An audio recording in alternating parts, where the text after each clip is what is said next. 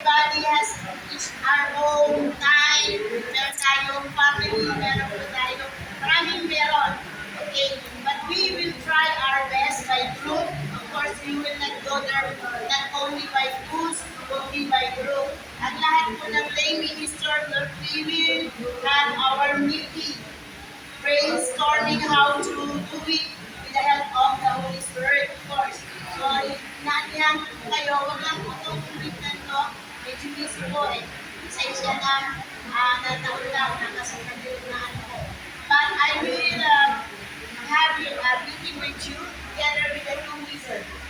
We will move as one. Okay po, hindi po tayo magkakanya-kanya. Iisa po ang goal natin, iisa po ang panalangin natin. Ang goal po natin ay makawin tayo. So, harvest soul po natin ngayon, harvest year. Kapag marami na po nangyari, alam ko, may kanya-kanya kayong way of sharing the Word of God. But let us bring them here, okay, sa church. Okay po? So, ang nangyari po, ang lahat po ay i-divide natin into the total number ng lay minister.